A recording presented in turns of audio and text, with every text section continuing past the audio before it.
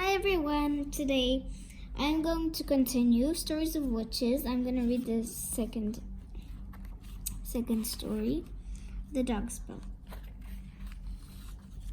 Okay, let's start. Early one morning, Farmer Crumb and his wife set off to work in the fields. Their daughter Kate carried a picnic basket full of food. They worked hard all morning. Then Farmer Crumb looked up.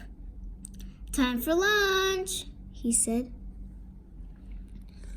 "Oof, it's hot." Kate ran off to the barn where she had hidden their picnic basket. But before she reached the barn, Kate heard a strange sound. It went. She peeked inside. An old witch was lying in the hay, fast asleep, and she'd found the picnic basket.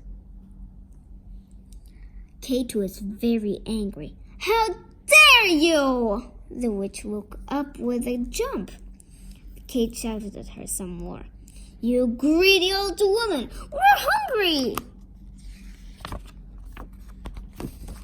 "How dare you speak to me like that?" snarled the witch. "I'll teach you a lesson. No one shouts at me, little girl." Before Kate could move, the witch had cast a spell.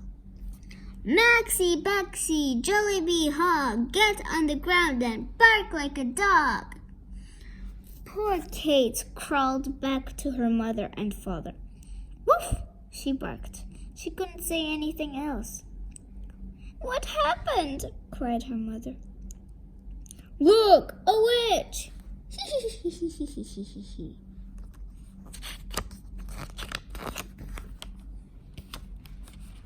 Farmer Crumb chased after the witch. "Come back here!" he yelled. "What have you done to my daughter? Change your back or I'll—" The witch has just laughed. "You can't catch me, you can't catch me," she shouted as she flew off on her broomstick. Woo! Farmer Crumb and his wife took Kate home. "What can we do?" they asked their friends. Mrs. Crumb was very upset.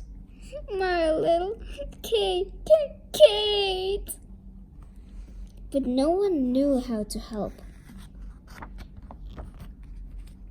"We must go to Rimpole," said Farmer Crumb. At last, Rimpole was an old wizard who lived on a hill. "If anyone can help us, he can." "Woof, woof! She's done nothing but bark for 3 days." Kate had to crawl to his house on her hands and knees. "Please help," begged her dad. Rimpole frowned. "I can't break the spell," he said, "but I might be able to catch the witch for you." He stared to his crystal ball. "Abaduel, who cast the spell?" he cried. "Abaduel, show her warts and all." The witch's face appeared in the ball. "Ah, it's you, is it?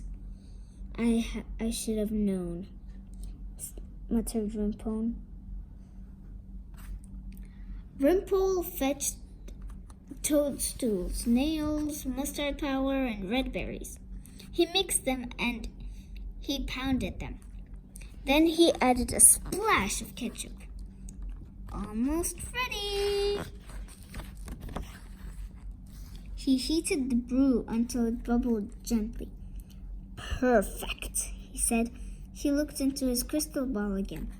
But the witch wasn't scared of anyone, especially Rimpole. As the brew began to bubble more fiercely, the wizard chanted a spell. "Tongues of fire, flames of might, give the nasty witch a fright." At once, The cork flew out of the bottle, and flames shot up the chimney. That wiped the smile off the witch's face. She began to look very worried indeed. She saw the flames creeping up on her. "Help!" she squealed and began to run, but the flames were too quick for her. "Oh, stop them! Stop them!" cried the witch. "I'll break the promise.